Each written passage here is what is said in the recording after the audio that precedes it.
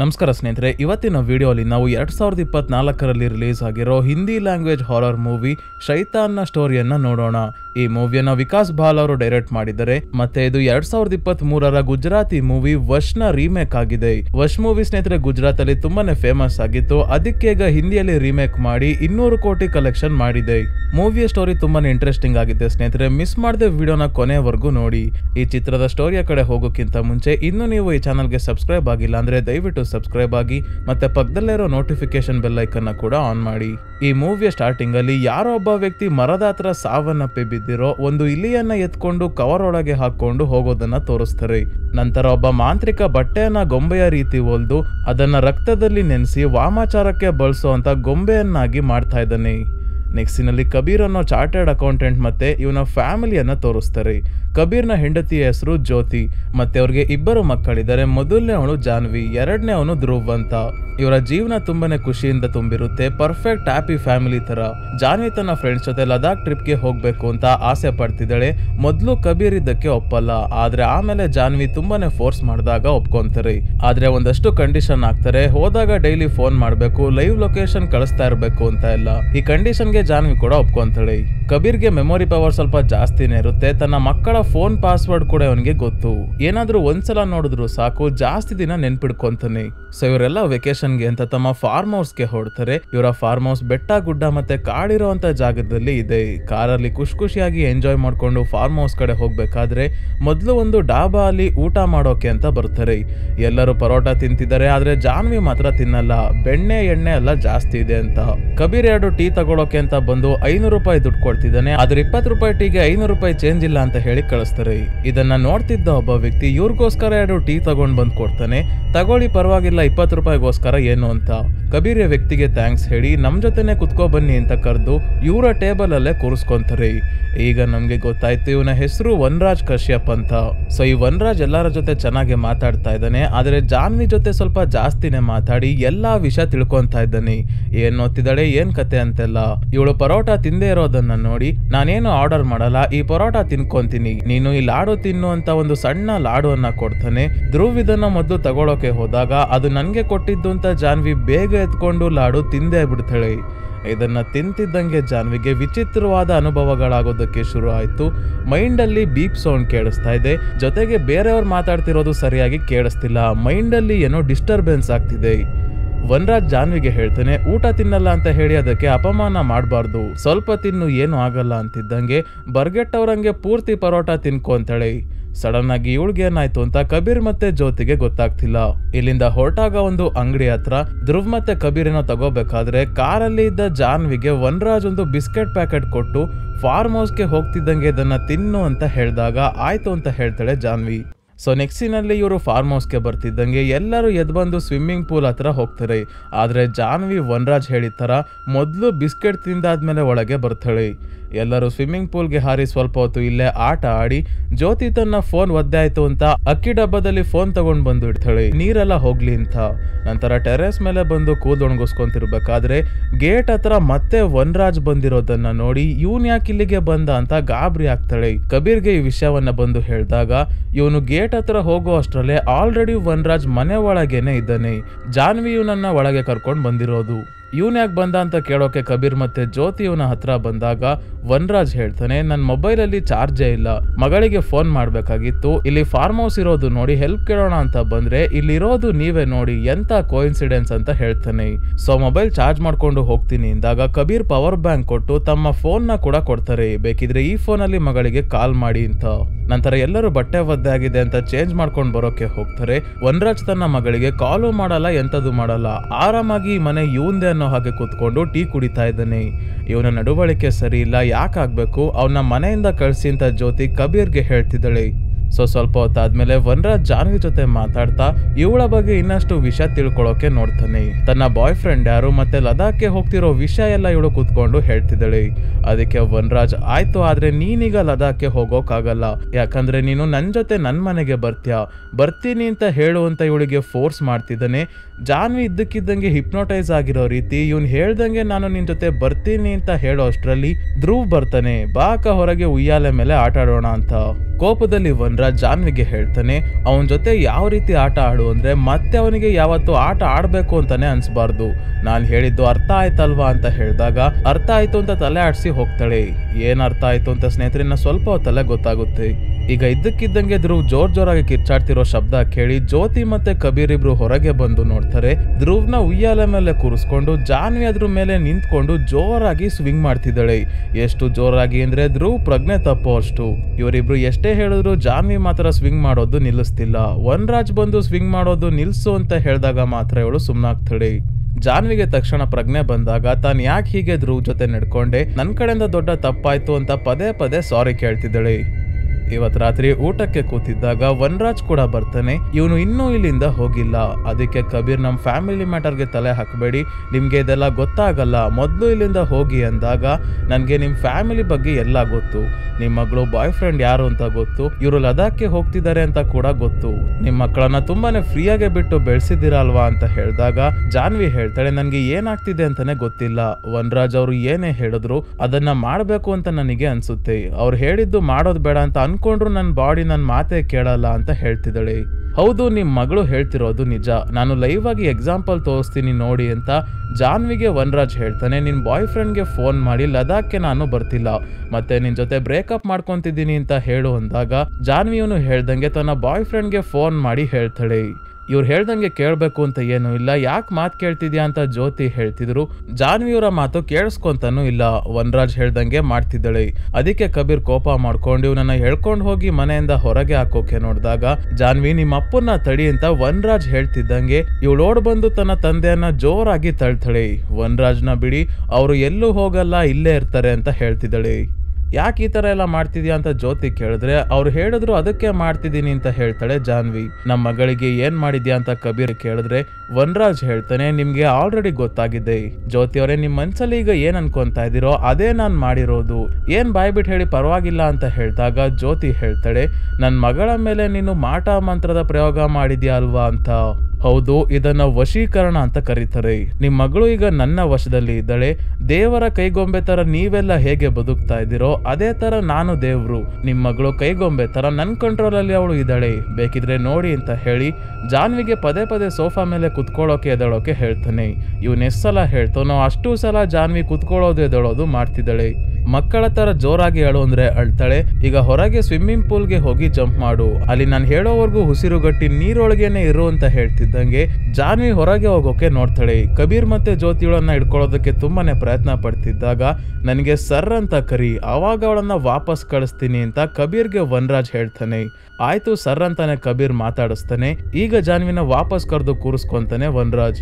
ನಮ್ಮಿಂದ ಏನ್ ಬೇಕು, ಯಾಕಿದೆಲ್ಲ ಮಾಡ್ತಿದ್ದೀರಾ ಅಂತ ಜ್ಯೋತಿ ಕೇಳಿದಾಗ ಓ ನೋಡಿ, ನೀವು ಈಗ ಸರಿಯಾದ ಪ್ರಶ್ನೆ ಕೇಳಿದ್ರಿ, ಇದಕ್ಕೋಸ್ಕರನೇ ನಾನು ಕಾಯ್ತಾ ಇದ್ದೆ, ಈಗ ನಾನು ಪಾಯಿಂಟ್ಗೆ ಬರ್ತೀನಿ, ಆದ್ರೆ ಅದಕ್ಕೂ ಮುಂಚೆ ನಿಮ್ ಫೋನ್ ಎಲ್ಲ ತಗೊಂಡ್ ಬಂದು ಟೇಬಲ್ ಮೇಲೆ ಇಡಿ ಅಂತ ಹೇಳ್ತಾನೆ. ಇವನ್ ಹೇಳ್ದಂಗೆ ಎಲ್ಲಾ ಫೋನ್ಗಳು ತಗೊಂಡ್ ಬಂದು ಟೇಬಲ್ ಮೇಲೆ ಇಡ್ತಾರೆ. ವನರಾಜ್ ಜಾನ್ವಿಗೆ ಹೇಳಿ ಫೋನ್ಸ್ ನ ಅವಳ ಕೈಯಲ್ಲಿ ಹೊಡೆದಾಕ್ಸ್ತಾನೆ. ಮತ್ತೆ ಮನೆಯಲ್ಲಿ ಇಂಟರ್ನೆಟ್ ಕನೆಕ್ಷನ್ ಮತ್ತೆ ಲ್ಯಾಂಡ್ ಲೈನ್ ಇದ್ರೆ ಕೇಬಲ್ ಕಟ್ ಮಾಡಿ ನಂತರ ಅಡುಗೆ ಮನೆಗೆ ಹೋಗಿ ಟೀ ಪುಡಿ ತಗೊಂಡ್ ಬರೋಕೆ ಹೇಳ್ತಾನೆ. ಇವನ್ ಹೇಳ್ದಂಗೆ ಜಾನ್ವಿ ಕೇಬಲ್ ಎಲ್ಲ ಕಟ್ ಮಾಡಿ ಅಡುಗೆ ಮನೆಗೆ ಹೋಗಿ ಟೀ ಪುಡಿ ತಗೊಂಡ್ ಬಂದಾಗ ಈ ಟೀ ಪುಡಿಯನ್ನ ಇವಳಿಗೆ ತಿನ್ನೋಕೆ ಹೇಳ್ತಾನೆ ವನರಾಜ್. ಯಾಕಂದ್ರೆ ಡಾಬಾಲಿ ವನರಾಜ್ ಟೀ ಕುಡಿಬೇಕಾದ್ರೆ ನನ್ಗೆ ಟೀ ವಾಸನೆನೇ ಆಗಲ್ಲ ಅಂತ ಹೇಳಿರ್ತಾಳೆ ಅದಕ್ಕೆ. ಸೊ ಈಗ ಟೀ ಪುಡಿಯನ್ನ ಕಡಲೆಪುರಿ ತಿಂದಂಗೆ ಬಾಯಿ ತುಂಬಾ ತುರ್ಕೊಂಡು ತಿಂತಾ ಇದ್ದಾಳೆ. ಇದನ್ನ ನೋಡ್ಕೊಂಡು ವನರಾಜ್ ಎಂಜಾಯ್ ಮಾಡ್ತಿದ್ದಾನೆ. ಕಬೀರ್ ಇವಳನ್ನ ತಡೆಯೋಕೆ ನೋಡ್ತಾನೆ. ಆದ್ರೆ ವನರಾಜ್ ನಿಮ್ಮ ಅಪ್ಪನ ಕೆನ್ನೆಗೆ ಒಂದ್ ಸರಿಯಾಗಿ ಹೊಡಿ ಅಂದಾಗ ಜಾನ್ವಿ ಸ್ವಲ್ಪ ಯೋಚನೆ ಮಾಡ್ದಂಗೆ ಕಬೀರ್ನ ಕೆನ್ನೆಗೆ ಜೋರಾಗಿ ಹೊಡಿತಾಳೆ. ಇದರಿಂದ ಕಬೀರ್ಗೆ ತುಂಬಾನೇ ಬೇಜಾರಾಯ್ತು. ಈಗ ಜಾನ್ವಿಗೆ ಕಾಲೊತ್ತೋಕೆ ಹೇಳಿ ಕಬೀರ್ ಮತ್ತೆ ಜ್ಯೋತಿಗೆ ಮ್ಯಾಟರ್ ಏನು ಅಂತ ಹೇಳ್ತಾನೆ. ನಾನು ಇಲ್ಲಿಗೆ ಬಂದಿರೋ ಉದ್ದೇಶ ನಿಮ್ಮ ಮಗಳನ್ನ ಕರ್ಕೊಂಡು ಹೋಗೋದು, ನೀವು ಜಾಸ್ತಿ ಏನು ಮಾಡ್ಬೇಕಾಗಿಲ್ಲ, ನಿಮ್ಮ ಮಗಳನ್ನ ನನಗೆ ದಾನ ಮಾಡಿ ನಮ್ಮ ಮಗಳನ್ನ ನಮ್ಮ ಒಪ್ಪಿಗೆಯಿಂದ ಶಾಶ್ವತವಾಗಿ ನಿಮ್ಗೆ ಅರ್ಪಿಸ್ತೀನಿ ಅಂತ ಹೇಳಿದ್ರೆ ಸಾಕು ಅಂದಾಗ ಇದಕ್ಕೆ ಇಬ್ರು ಕೂಡ ಒಪ್ಪಲ್ಲ. ಇದಾಗೋದಕ್ಕೆ ಸಾಧ್ಯನೇ ಇಲ್ಲ ಅಂತ ಹೇಳ್ತಾನೆ ಕಬೀರ್. ಇಲ್ಲ, ಅದು ಖಂಡಿತ ಹಾಗೆ ಆಗುತ್ತೆ, ಆದ್ರೆ ಯಾವಾಗ ಅನ್ನೋದು ಪ್ರಶ್ನೆ. ನನ್ ತಾಳ್ಮೆ ಪರೀಕ್ಷೆ ಮಾಡ್ದಲೆ ಒಪ್ಕೊಂಡ್ರೆ ಸರಿ, ಇಲ್ಲ ಅಂದ್ರೆ ನಾನು ನನ್ನ ಮಿತಿ ಮೀರಿ ನಿಮ್ಗೆ ತೊಂದರೆ ಕೊಡ್ತೀನಿ, ನಿಮ್ಗೆಲ್ಲ ನಾನು ಕೊಡೋ ಟಾರ್ಚರ್ ತಡಿಯೋಕ್ಕಾಗಲ್ಲ ಅಂತ ಹೇಳ್ಬೇಕಾದ್ರೆ ಇವನ ಕಾಲಿಗೆ ಒಂದ್ ಜಾಗದಲ್ಲಿ ಏಟಾಗಿರುತ್ತೆ. ಆ ಜಾಗವನ್ನ ಕಾಲ್ ಒತ್ತಬೇಕಾದ್ರೆ ಮಿಸ್ ಆಗಿ ಜಾನ್ವಿ ಜೋರಾಗಿ ಒತ್ಬಿಡ್ತಾಳೆ. ಅದಕ್ಕೆ ಸಿಟ್ಟು ಬಂದು ವನರಾಜ್ ಇವಳಿಗೆ ಜಾಡ್ಸಿ ಒದಿತಾನೆ. ನನ್ ಮಗಳಿಗೆ ಒದಿತ್ಯಾ ಅಂತ ಕಬೀರ್ ಇವನ್ಗೆ ಹೊಡೆಯೋಕೆ ಶುರು ಮಾಡಿದಾಗ ಇಲ್ಲಿವರೆಗೂ ಸುಮ್ನೆ ತನ್ನ ರೂಮ್ ಅಲ್ಲಿ ಇದ್ದ ಧ್ರುವ್ ಕೆಳಗೆ ಇಳಿದು ಬರ್ತಾನೆ. ವನರಾಜ್ ಜಾನ್ವಿಗೆ ಧ್ರುವ್ನ ತಲೆ ಹೊಡೆದಾಕೋಕೆ ಹೇಳ್ತಾನೆ. ಜಾನ್ವಿ ತಕ್ಷಣ ಹೋಗಿ ತನ್ನ ತಮ್ಮನನ್ನ ಹಿಡ್ಕೊಂಡು ಮೆಟ್ಟಲಿಗೆ ತಲೆ ಹೊಡ್ಸಿ ಕೆಳಗೆ ಬೀಳಿಸ್ತಾಳೆ. ಇದರಿಂದ ಅವನ ತಲೆಯಿಂದ ತುಂಬಾನೇ ರಕ್ತ ಹೋಗ್ತಿದೆ. ಸರಿಯಾದ ಸಮಯಕ್ಕೆ ಮನೆ ಡೋರ್ ಬೆಲ್ ರಿಂಗ್ ಆಗ್ತಿದೆ. ಯಾರು ಅಂದ್ರೆ ಪೊಲೀಸ್ ಅವ್ರು ಬಂದಿದ್ದಾರೆ. ಪೊಲೀಸ್ ಅವ್ರು ಒಳಗೆ ಬರೋ ಅಷ್ಟರಲ್ಲಿ ವನರಾಜ್ ಅವ್ರ ಮುಂದೆ ಹೇಗ್ ನಾಟಕ ಆಡ್ಬೇಕು ಅಂತ ಎಲ್ಲರಿಗೂ ಹೇಳ್ಕೊಟ್ಟಿದ್ದಾನೆ. ಪೊಲೀಸ್ ಅವರು ಒಳಗೆ ಬಂದು ಕೇಳ್ತಾರೆ, ಜ್ಯೋತಿ ಅವ್ರ ನಂಬರಿಂದ ನಮ್ಮ ಹೆಲ್ಪ್ ಲೈನ್ ನಂಬರ್ಗೆ ಮಿಸ್ ಕಾಲ್ ಬಂದಿತ್ತು, ಮತ್ತೆ ನಾವು ಕಾಲ್ ಮಾಡಿದ್ರೆ ಫೋನ್ ರಿಸೀವ್ ಮಾಡಲಿಲ್ಲ, ಅದಕ್ಕೆ ಏನಾದರೂ ಸಮಸ್ಯೆ ಆಗಿದೆಯೇನೋ ಅಂತ ಅನ್ಕೊಂಡು ಬಂದಿದ್ದೀವಿ ಅಂತ ಹೇಳಿದಾಗ, ಇಲ್ಲ ಇನ್ಸ್ಪೆಕ್ಟರ್, ನಾನು ಅವಾಗ್ಲಿಂದ ಇಲ್ಲೇ ಕೂತಿದ್ದೀನಿ, ಮೋಸ್ಟ್ಲಿ ನನ್ನ ಮಗ ಮಿಸ್ ಆಗಿ ಫೋನ್ ಮಾಡಿದ್ದ ಅನ್ಸುತ್ತೆ ಅಂತ ಅಡುಗೆ ಮನೆಗೆ ಬರ್ತಾಳೆ. ಇಲ್ಲಿ ಗ್ಯಾಸ್ ಸಿಲಿಂಡರ್ನ ಲೀಕ್ ಮಾಡಿ ಅದ್ರ ಮೇಲೇನೆ ಬೆಂಕಿ ಪಟ್ನ ಇಟ್ಕೊಂಡು ಕೂತಿದ್ದಾಳೆ ಜಾನ್ವಿ. ಏನಾದ್ರೂ ಇವರು ಪೊಲೀಸ್ ಅವ್ರಿಗೆ ಹೇಳಿದ್ರೆ ಸಿಲಿಂಡರ್ ಬ್ಲಾಸ್ಟ್ ಮಾಡೋಕೆ ನೋಡ್ತಿದ್ದಾಳೆ. ಸೊ ಮೊದ್ಲು ಈ ಮನೆಗೆ ಬಂದಾಗ ಸ್ವಿಮ್ಮಿಂಗ್ ಪೂಲ್ಗೆ ಹಾರಿ ಫೋನ್ ಒದ್ದೆ ಆಗಿತ್ತು ಅಂತ ಅಕ್ಕಿ ಡಬ್ಬದಲ್ಲಿ ಜ್ಯೋತಿ ಫೋನ್ ಇಟ್ಟಿದ್ಲಲ್ಲ, ಆ ಫೋನ್ ನ ತಗೊಂಡ್ ಬಂದು ಪೊಲೀಸ್ ಅವ್ರಿಗೆ ತೋರಿಸ್ತಾಳೆ. ಆಯ್ತು, ನಿಮ್ ಮಗನಿಗೆ ಸುಮ್ನೆ ಪೊಲೀಸ್ ಅವ್ರಿಗೆ ಕಾಂಟ್ಯಾಕ್ಟ್ ಮಾಡಬೇಡ ಅಂತ ಹೇಳಿ ಅಂತ. ಇಲ್ಲಿಂದ ಹೋಗ್ಬೇಕಾದ್ರೆ ಇವ್ರಿಗೆ ಗ್ಯಾಸ್ ಲೀಕ್ ಆಗ್ತಿರೋ ಸ್ಮೆಲ್ ಬರುತ್ತೆ. ಅದು ಗ್ಯಾಸ್ ಆಫ್ ಮಾಡೋದು ಮರ್ತೋಗಿದ್ದೆ, ಈಗ ಆಫ್ ಮಾಡಿದ್ದೀನಿ, ಏನು ತೊಂದರೆ ಇಲ್ಲ ಅಂತ ಹೇಳ್ತಾನೆ ಕಬೀರ್. ಸೊ ಪೊಲೀಸ್ ಅವ್ರು ಇಲ್ಲಿಂದ ಹೊರಟಾಗ ಧ್ರುವ್ ತನ್ನ ರೂಮಿಂದ ಎದ್ದು ಬರ್ತಾನೆ. ಇವನ ತಲೆಗೆ ತುಂಬಾನೇ ಗಾಯ ಆಗಿದೆ. ನಾನು ಇವನ್ನ ಹಾಸ್ಪಿಟಲ್ಗೆ ಕರ್ಕೊಂಡು ಹೋಗ್ಬೇಕು ಅಂತ ಕಬೀರ್ ಹೇಳಿದ್ರು ವನರಾಜ್ ಕೇಳ್ತಿಲ್ಲ.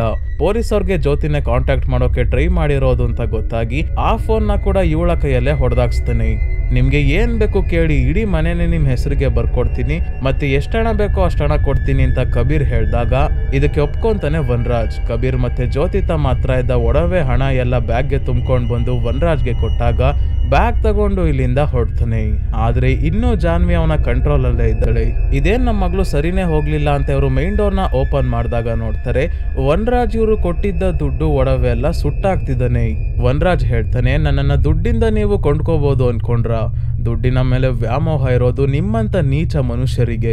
ನನಗೆ ಯಾವುದೇ ತರಹದ ಆಸೆ ದೌರ್ಬಲ್ಯ ಅನ್ನೋದು ಇಲ್ಲ, ಯಾಕಂದ್ರೆ ನಾನು ಮನುಷ್ಯನೇ ಅಲ್ಲ, ಮನುಷ್ಯರಿಗಿಂತ ನಾನು ತುಂಬಾನೇ ಮುಂದೆ ಹೋಗ್ಬಿಟ್ಟಿದ್ದೀನಿ.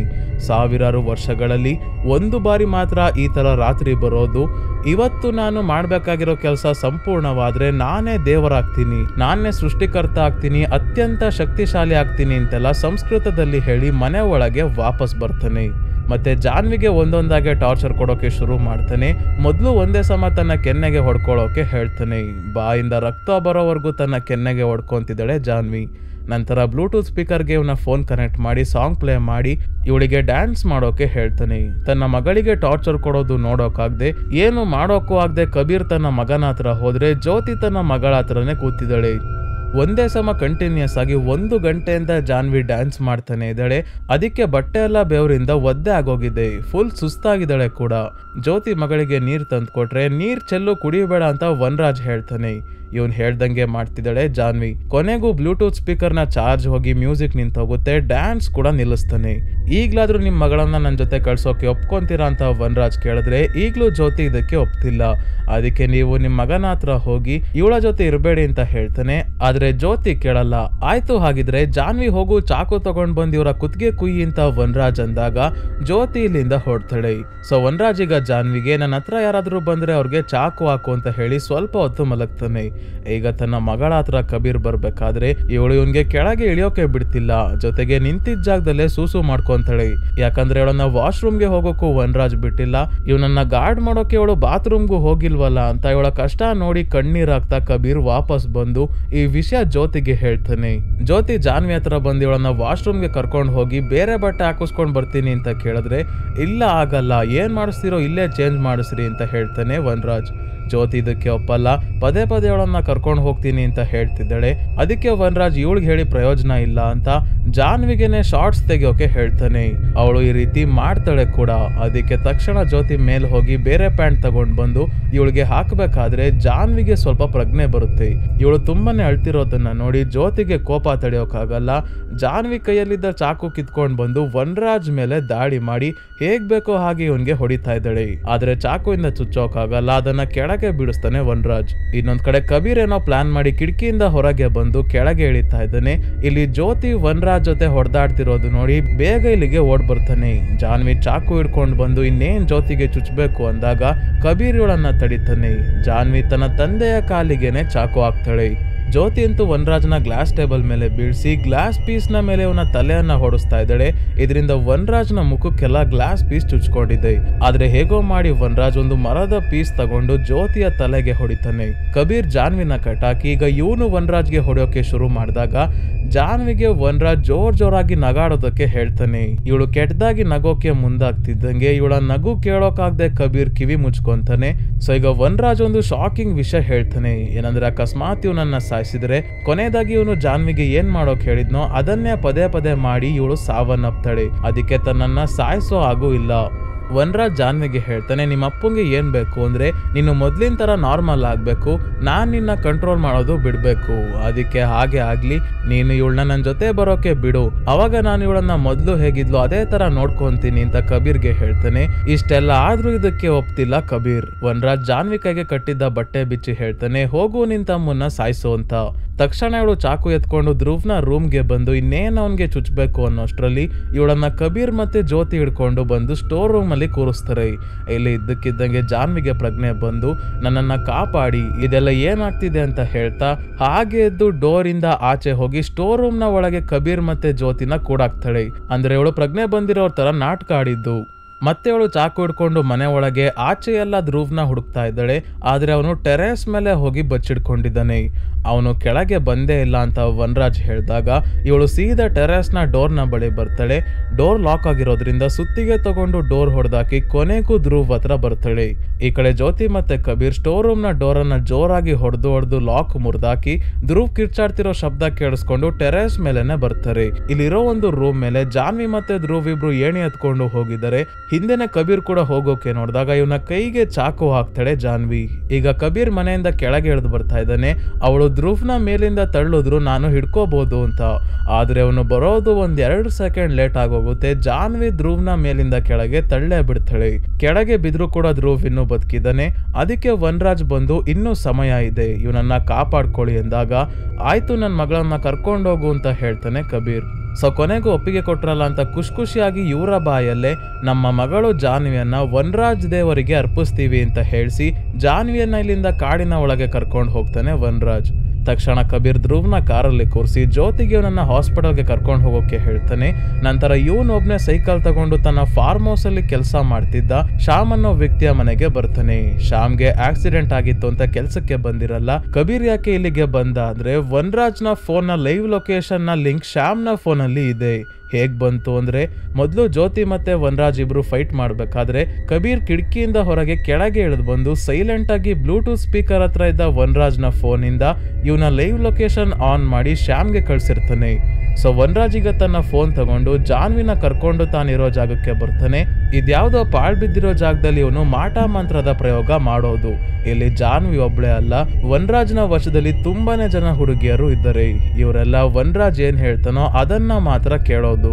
ಇವತ್ತು ಸಮಯ ಬಂದಿದೆ, ನಿಮ್ಮೆಲ್ಲರಿಗೂ ಮುಕ್ತಿ ಕೊಡಿಸ್ತೀನಿ ಅಂತ ಒಂದು ಆಚರಣೆಗೆ ಎಲ್ಲ ಸಿದ್ಧತೆ ಮಾಡ್ಕೊಂತ ಇದ್ದಾನೆ. ಕಬೀರ್ ಶ್ಯಾಮ್ನ ಬೈಕ್ ತಗೊಂಡು ವನರಾಜ್ ಇರೋ ಜಾಗಕ್ಕೇನೆ ಬರ್ತಾ ಇದ್ದಾನೆ. ಅದೇ ಈ ಕಡೆ ಆಗ್ಲೇ ವನರಾಜ್ ತನ್ನ ಆಚರಣೆಯನ್ನ ಶುರು ಮಾಡ್ಕೊಂಡಿದ್ದಾನೆ. ಒಂದು ಜಾಗದಲ್ಲಿ ದೊಡ್ಡ ಅಗ್ನಿಕುಂಡು ತರ ಬೆಂಕಿ ಹಾಕೊಂಡಿದ್ದಾನೆ. ಮತ್ತೆ ಜೊತೆಗೆ ಒಂದಷ್ಟು ಗೊಂಬೆಗಳನ್ನ ಇಟ್ಕೊಂಡಿದ್ದಾನೆ. ಅಂದ್ರೆ ಮೂವಿಯ ಸ್ಟಾರ್ಟಿಂಗ್ ಅಲ್ಲಿ ತೋರಿಸಿರ್ತಾರಲ್ಲ, ಒಬ್ಬ ಮಾಂತ್ರಿಕ ಈ ರೀತಿ ಗೊಂಬೆಗಳನ್ನ ಮಾಡ್ತಿರ್ತಾನೆ. ಆ ಮಾಂತ್ರಿಕ ಬೇರೆ ಯಾರು ಅಲ್ಲ, ಇವನೇ. ಸೊ ಇವನು ಒಂದೊಂದಾಗೆ ಕಪ್ಪು ಗೊಂಬೆಗಳನ್ನ ಕೈಯಲ್ಲಿ ಇಟ್ಕೊಂಡು ಮಂತ್ರಗಳನ್ನ ಹೇಳ್ತಾ ಆ ಬೆಂಕಿಯ ಒಳಗೆ ಹಾಕ್ತಾ ಇದ್ದಾನೆ.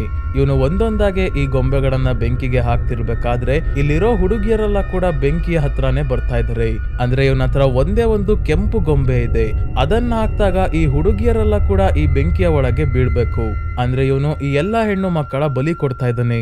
ಇನ್ನೊಂದ್ ಕಡೆ ಕಬೀರ್ ಗಾಡಿಯನ್ನ ನಿಲ್ಸಿ ಕಾಡಿನ ಒಳಗೆ ವನರಾಜ್ ಇರೋ ಜಾಗದ ಹತ್ರ ನೆಡ್ಕೊಂಡ್ ಬರ್ತಿರ್ಬೇಕಾದ್ರೆ ಇವನ ಮೇಲೆ ಇದ್ದಕ್ಕಿದ್ದಂಗೆ ಈ ಜಾಗವನ್ನ ಕಾಯ್ತಿದ್ದವರೆಲ್ಲ ಬಂದು ಅಟ್ಯಾಕ್ ಮಾಡ್ತಾರೆ. ಇವರ ಜೊತೆ ಕಬೀರ್ ತುಂಬಾನೇ ಹೊತ್ತು ಫೈಟ್ ಮಾಡಿ ಎಲ್ಲರಿಗೂ ಹೊಡೆದು ಕೊನೆಗೂ ವನರಾಜ್ ಇರೋ ಜಾಗಕ್ಕೆ ಬರ್ತಾನೆ. ಕಬೀರ್ ಇದನ್ನೆಲ್ಲ ನೋಡಿ ಶಾಕ್ ಅಲ್ಲಿ ಇದ್ದಾಗ ಹಿಂದೆಂದ ಕೆಲವು ಹುಡುಗಿಯರು ಬಂದು ಇವನ ತಲೆಗೆ ಹೊಡಿತಾರೆ. ಮತ್ತೆ ಇವನನ್ನ ಎತ್ಕೊಂಡ್ ಬಂದು ವನರಾಜ್ನ ಕಾಲ ಹತ್ರ ಬಿಸಾಕ್ತಾರೆ. ವನರಾಜ್ ಹೇಳ್ತಾನೆ, ನೀನ್ ಇಲ್ಲಿಗೆ ಬಂದು ದೊಡ್ಡ ತಪ್ಪು ಮಾಡಿದೆ.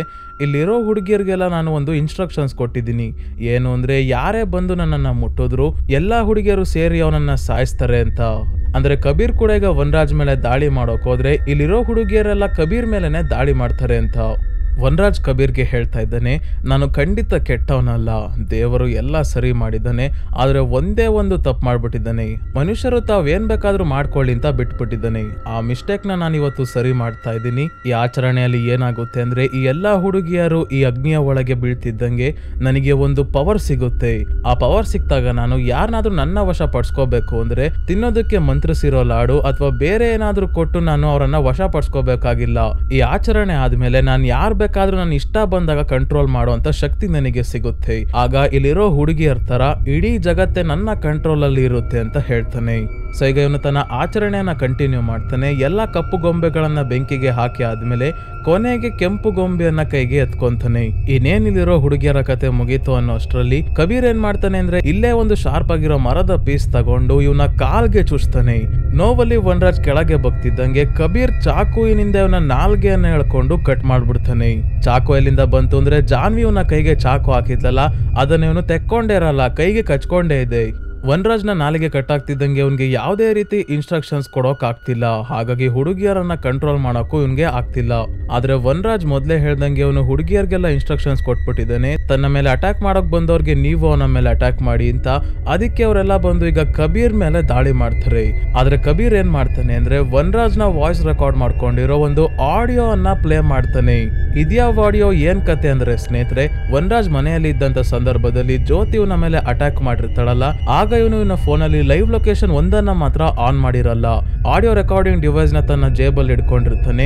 ಇದೇ ಸಂದರ್ಭದಲ್ಲಿ ವನರಾಜ್ ಒಂದು ಡೈಲಾಗ್ ಹೇಳ್ತಾನೆ ಸ್ನೇಹಿತರೆ, ನಿಮ್ಗೆ ನೆನ್ಪಿರ್ಬೋದು. ಏನಂದ್ರೆ ವನರಾಜ್ ಜಾನ್ವಿಗೆ ಹೇಳ್ತಾನೆ, ನಿಮ್ಮ ಅಪ್ಪಂಗೆ ಏನ್ ಬೇಕು ಅಂದ್ರೆ ನೀನು ಮೊದ್ಲಿನ ತರ ನಾರ್ಮಲ್ ಆಗ್ಬೇಕು, ನಾನು ನಿನ್ನ ಕಂಟ್ರೋಲ್ ಮಾಡೋದು ಬಿಡ್ಬೇಕು, ಅದಕ್ಕೆ ಇದೆಲ್ಲ ಮಾಡ್ತಿದ್ದಾನೆ ಅಂತ ಹೇಳಿರ್ತಾನೆ.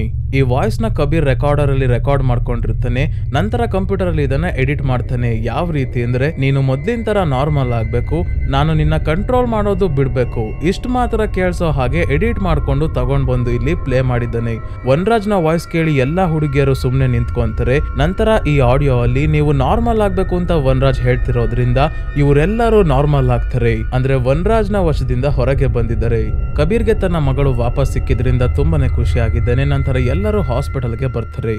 ಸ್ವಲ್ಪ ದಿನಗಳಾದ್ಮೇಲೆ ಪೊಲೀಸರು ಇವರನ್ನ ಹಾಸ್ಪಿಟಲ್ ಮೀಟ್ ಮಾಡೋಕೆ ಬಂದಾಗ ಹೇಳ್ತಾರೆ, ನೀವು ನಿಮ್ಮ ಮಗಳನ್ನ ಮಾತ್ರ ಕಾಪಾಡಿಲ್ಲ, ಆ ಜಾಗದಲ್ಲಿ ನಿಮ್ಮ ಮಗಳನ್ನು ಸೇರಿ 108 ಜನ ಹೆಣ್ಮಕ್ಳಿದ್ರು, ಅವರೆಲ್ಲರನ್ನ ನೀವು ಕಾಪಾಡಿದ್ದೀರಾ. ನಾವು ಅವರ ಅಡ್ರೆಸ್ ಅನ್ನ ತಿಳ್ಕೊಂಡು ಅವರನ್ನ ತಮ್ಮ ತಮ್ಮ ಮನೆಗೆ ವಾಪಸ್ ಬಿಟ್ಟು ಬಂದಿದ್ದೀವಿ. ಈ ಹುಡುಗಿಯರ ಮಿಸ್ಸಿಂಗ್ ಕಂಪ್ಲೇಂಟ್ಸ್ ಎಲ್ಲ ನಮ್ ಸ್ಟೇಷನ್ ಅಲ್ಲಿ ರಿಜಿಸ್ಟರ್ ಆಗಿತ್ತು, ಆದ್ರೆ ಅವರನ್ನ ಇಷ್ಟು ದಿನ ನಮ್ ಕೈಯಲ್ಲಿ ಹುಡ್ಕೋಕೆ ಆಗಿರ್ಲಿಲ್ಲ. ಈಗ ಅವರೆಲ್ಲ ಸೇಫ್ ಆಗಿ ತಮ್ಮ ತಮ್ಮ ಮನೆ ಸೇರ್ಕೊಂಡಿದ್ದಾರೆ. ಅದಕ್ಕೆಲ್ಲ ನಿಮ್ಗೆ ಥ್ಯಾಂಕ್ಸ್ ಹೇಳ್ಬೇಕು ಅಂತ ಹೇಳಿ ಪೊಲೀಸ್ ಅವರು ಇಲ್ಲಿಂದ ಹೊರಡ್ತಾರೆ. ಇವ್ರದೇನೋ ಆಯ್ತು, ಆದ್ರೆ ಪೊಲೀಸ್ ಅವ್ರಿಗೆ ವನರಾಜ್ ಇನ್ನೂ ಸಿಕ್ಕಿಲ್ಲ, ಅವನ್ನೆಲ್ಲ ತಲೆ ಮರೆಸ್ಕೊಂಡು ಹೋಗಿದ್ದಾನೆ. ಸೊ ಈ ಘಟನೆ ಆಗಿ 1 ವರ್ಷ ಆದ್ಮೇಲೆ ಈ ಮೂವಿಯ ಸ್ಟಾರ್ಟಿಂಗ್ ಸೀನ್ ನ ತೋರಿಸ್ತಾರೆ. ಅಂದ್ರೆ ಯಾರೊಬ್ಬ ವ್ಯಕ್ತಿ ಸಾವನ್ನಪ್ಪಿರೋ ಇಲಿಯನ್ನ ಕವರ್ ಒಳಗಡೆ ಹಾಕೊಂಡು ತಗೊಂಡ್ ಹೋಗ್ತಿದ್ನಲ್ಲ, ಆ ವ್ಯಕ್ತಿ ಬೇರೆ ಯಾರು ಅಲ್ಲ, ಕಬೀರ್. ಕಬೀರ್ ಈ ಇಲಿಯನ್ನ ಮತ್ತೆ ಟೀ ಪುಡಿಯನ್ನ ತಗೊಂಡು ಒಂದು ಅಂಡರ್ ಗ್ರೌಂಡ್ ಚೇಂಬರ್ ಗೆ ಬರ್ತಾನೆ. ಇದೇ ಜಾಗದಲ್ಲಿ ಕಬೀರ್ ವನರಾಜ್ ನ ಚೈನ್ ಹಾಕಿ ಕಟ್ಟಾಕಿದ್ದಾನೆ. ಪೊಲೀಸ್ ಅವ್ರು ಅನ್ಕೊಂಡಿದ್ದಾರೆ ಇವನೆಲ್ಲೋ ಮಿಸ್ಸಿಂಗ್ ಆಗಿದ್ದಾನೆ ಅಂತ, ಆದ್ರೆ ಕಬೀರ್ ಇವನನ್ನ ಇಲ್ಲಿ ಹಿಡ್ಕೊಂಡು ಟಾರ್ಚರ್ ಕೊಡ್ತಾ ಇದ್ದಾನೆ. ಇಲಿ ಮತ್ತೆ ಟೀ ಪುಡಿಯನ್ನ ಇವನ್ಗೆ ತಿನ್ನೋದಕ್ಕೆ ಅಂತ ಕೊಡ್ತಾನೆ. ತಿಂದ್ರೆ ತಿನ್ಲಿ, ಇಲ್ಲ ಅಂದ್ರೆ ಬಿಡ್ಲಿ ಅಂತ. ಮತ್ತೆ ಇವನ ಮುಂದೆ ಕುತ್ಕೊಂಡು ಹೇಳ್ತಾನೆ, ಯಾವಾಗ್ಲೂ ನೀನ್ ಹೇಳ್ತಿದ್ದೆ ನೀನೊಬ್ಬ ದೇವರು, ನಾನು ಸಾಧಾರಣವಾದ ಮನುಷ್ಯ ಅಂತ. ಈ ಸಾಧಾರಣವಾದ ಮನುಷ್ಯ ತಂದೆ ಆದಾಗ ತನ್ನ ಮಗುವಿಗೆ ದೇವರಾಗೋಗ್ತಾನೆ. ತನ್ನ ಮಕ್ಕಳಿಗೆ ತೊಂದರೆ ಕೊಡಕ್ಕೆ ಬಂದಂತವರಿಗೆ ಇದೇ ತಂದೆ ಶೈತಾನ್ ಕೂಡ ಆಗ್ತಾನೆ ಅಂತ ಹೇಳಿ ಈ ಜಾಗದಿಂದ ಹೊರಡ್ತಾನೆ. ಅಂದ್ರೆ ವನರಾಜ್ ತನ್ನ ಫ್ಯಾಮಿಲಿಗೆ ಇಷ್ಟೊಂದು ಟಾರ್ಚರ್ ಮತ್ತೆ ತೊಂದರೆ ಕೊಟ್ಟ ಅಂತ ಇವನು ಬದುಕಿರೋವರೆಗೂ ಈ ಜಾಗದಲ್ಲಿ ಇಟ್ಟು ನರಕ ತೋರಿಸ್ತಾ ಇದ್ದಾನೆ. ಸೊ ಸ್ನೇಹಿತರೆ, ಈ ಮೂವಿ ಇಲ್ಲಿಗೆ ಮುಗಿಯುತ್ತೆ. ಈ ಮೂವಿಯಲ್ಲಿ ಸ್ನೇಹಿತರೆ ಸ್ಟೋರಿಗಿಂತ ಜಾಸ್ತಿ ಎಲ್ಲರ ಆಕ್ಟಿಂಗ್ ತುಂಬಾನೇ ಚೆನ್ನಾಗಿದೆ. ಅದರಲ್ಲೂ ಜಾನ್ವಿ ಕ್ಯಾರೆಕ್ಟರ್ ಮಾಡಿರೋರು ಮತ್ತೆ ವನರಾಜ್ ನ ಕ್ಯಾರೆಕ್ಟರ್ ಮಾಡಿರೋ ಮಾಧವನ್ ಅವರು ಸೂಪರ್ ಆಗಿ ಆಕ್ಟ್ ಮಾಡಿದ್ದಾರೆ. ಸ್ಕ್ರೀನ್ ಪ್ಲೇ ಮತ್ತೆ ಟಾರ್ಚರ್ ಸೀನ್ ಎಲ್ಲ ತುಂಬಾನೇ ಎಂಗೇಜಿಂಗ್ ಆಗಿದ್ರು ಕೂಡ ಕ್ಲೈಮ್ಯಾಕ್ಸ್ ಅಲ್ಲಿ ಸ್ವಲ್ಪ ಮೂವಿ ಫ್ಲಾಟ್ ಆಗುತ್ತೆ. ಕಾರಣ ಏನಂದ್ರೆ ಲಾಸ್ಟ್ ಅಲ್ಲಿ ಸ್ವಲ್ಪ ಹೈ ಎಕ್ಸ್ಪೆಕ್ಟೇಷನ್ ನಮ್ಗೆ ಇರುತ್ತೆ. ವನರಾಜ್ ಏನೋ ತುಂಬಾನೇ ದೊಡ್ಡದಾಗೆ ಮಾಡ್ತಾ ಇದ್ದಾನೆ, ಅವನ ಮೋಟಿವ್ ಏನೋ ಭಯಾನಕವಾಗಿರುತ್ತೆ ಅಂತ.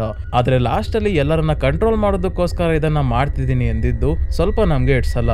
ಇಷ್ಟ ಬಿಟ್ರೆ ಮೂವಿ ತುಂಬಾನೇ ಎಂಗೇಜಿಂಗ್ ಆಗಿದೆ, ಆರಾಮಾಗಿ ಒಂದ್ಸಲ ನೋಡಬಹುದು. ಶೈತಾನ್ ಮೂವಿ ಈಗ ನೆಟ್ಫ್ಲಿಕ್ಸ್ ಅಲ್ಲಿ ಅವೈಲೇಬಲ್ ಇದೆ. ಇಷ್ಟ ಇರೋರು ಒಂದ್ಸಲ ಮೂವಿಯನ್ನ ನೋಡಿ. ಸೊ ಸ್ನೇಹಿತರೆ, ಈ ವಿಡಿಯೋ ನಿಮ್ಗೆ ಹೇಗನ್ನಿಸ್ತು ಅಂತ ಕಮೆಂಟ್ ಮಾಡಿ ತಿಳಿಸಿ. ಮತ್ತೆ ಈ ಚಾನಲ್ಗೆ ಸಬ್ಸ್ಕ್ರೈಬ್ ಆಗೋದನ್ನ ಮರಿಬೇಡಿ. ಇದೇ ರೀತಿಯ ವಿಡಿಯೋವಿನೊಂದಿಗೆ ಮತ್ತೆ ನಿಮ್ಮನ್ನ ಭೇಟಿ ಆಗ್ತೀನಿ. ಧನ್ಯವಾದಗಳು.